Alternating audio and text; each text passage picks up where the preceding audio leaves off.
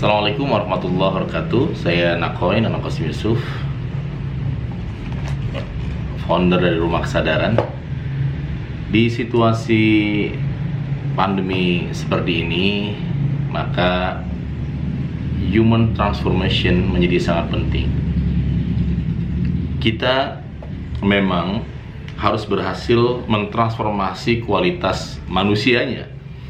Karena kalau enggak kita mentransformasi kualitas manusianya, kita akan tertinggal oleh teknologi yang kita ciptakan. Dalam buku Seven Wonders, saya tulis bahwa buku Seven Wonders, bukunya ini, saya tulis bahwa manusia-manusia modern, dia menciptakan teknologi-teknologi modern, namun dia tertinggal oleh kemodernan itu sendiri. Manusia menciptakan mobil, tapi mobil itu lebih cepat daripada mentalnya. Manusia menciptakan handphone lebih canggih daripada hatinya. Manusia memakan makanan yang siap saji, manusia pikirannya tertinggal oleh apa yang dimakan. Maka seringkali manusia modern mengalami paradoks, ya. Apa yang dia ciptakan justru mengalahkan dirinya sendiri, sehingga menimbulkan stres, surrender, alienasi, keterasingan, ya, kemudian juga polipasia, ada juga ya chronism, up and down, dan ini semua di dalam buku saya sebut sebagai sindrom toxic success. Sahabat-sahabat kesadaran, dimanapun Anda berada, pengetahuan yang kita miliki pada hari ini di situasi pandemi COVID-19, saya rasa tidak hanya cukup berhenti dalam knowledge.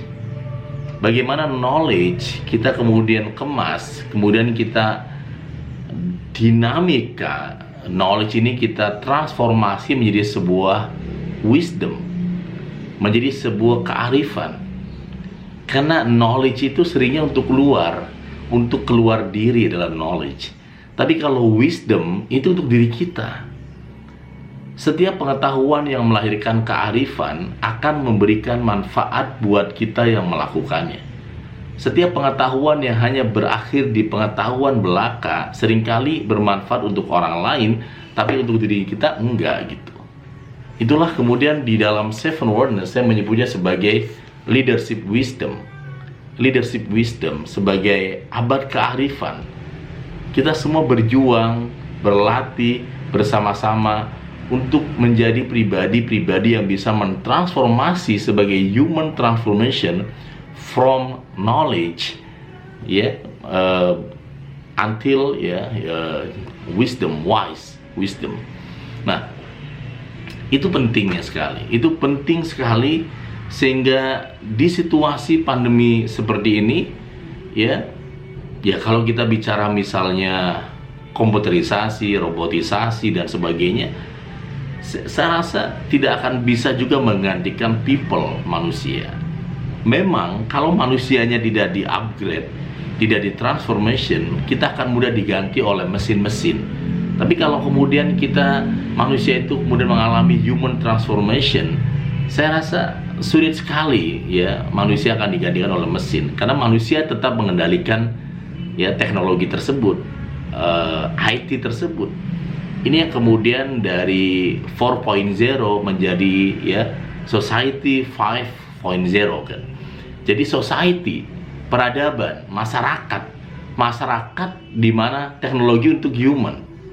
Teknologi yang kita gunakan ini untuk kemanusiaan, humanity, bukan untuk meninggalkan sisi-sisi manusia.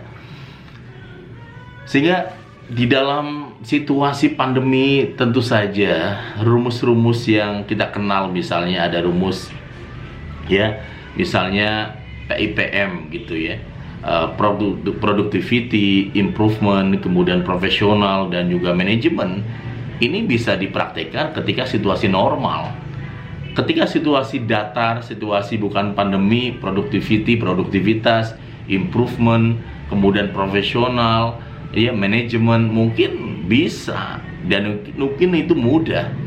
Tapi ketika situasi pandemi seperti ini, situasi yang betul-betul tidak teratur, bahkan situasi di mana orang tadi berpikir kita akan hidup online selamanya, ternyata nggak juga kan. Kita kan selalu berdampingan antara online dan offline. offline butuh online, online butuh offline juga kan, yang kita sebut sebagai omni kan. Omni antara, ya saya juga sekarang training kayak gitu, kadang online, kadang offline, kadang offline, kadang online. Anak-anak sekolah juga gitu kan, kadang-kadang Ziva, Zelia, anak saya yang SD itu ketika keluar kota dia akan pilih online, ketika sedang offline ya itu sesuatu yang lebih humanity, saya rasa lebih manusiawi gitu.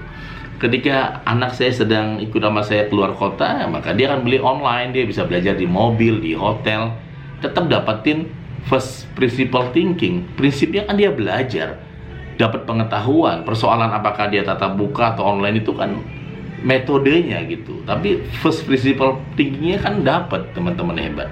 Ini yang saya rasa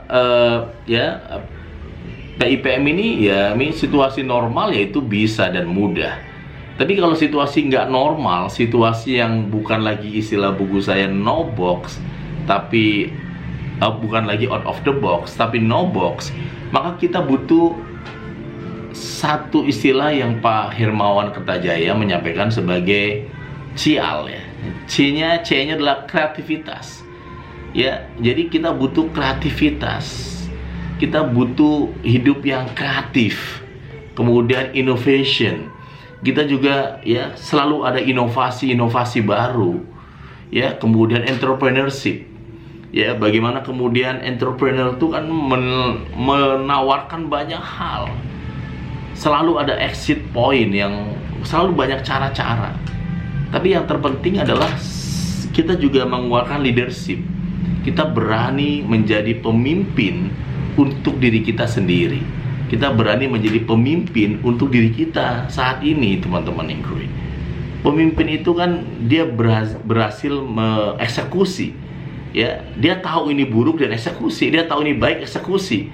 Karena orang yang nggak punya jiwa pemimpin, dia tahu ini buruk tapi dibiarkan. Akhirnya menjadi buruk, makin besar makin besar. Nah, pemimpin dia tahu ini buruk, dia eksekusi sehingga kemudian tidak menjadi besar. Dia baik, dieksekusi dan kemudian agar menjadi lebih luas manfaatnya, teman-teman Include. Jadi tidak bisa ya digital adoption. Kita hanya mengandalkan ya digital, kita adaptasi terhadap digital. Saya rasa tidak hanya itu.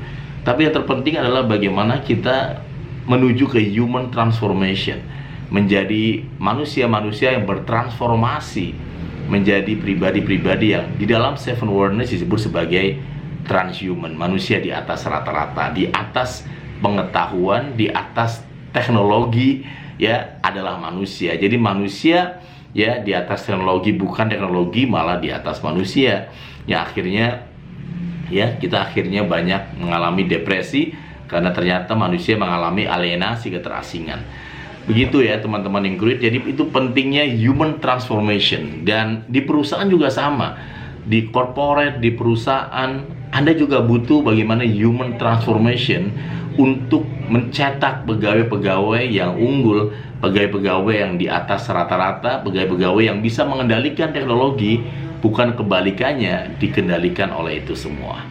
Untuk Anda yang akan mengadakan in-house training di human transformation bersama Nako Center, bisa hubungi di 08 78 78 lagi 28 9001. Saya Nakoy. Wassalamualaikum warahmatullahi wabarakatuh.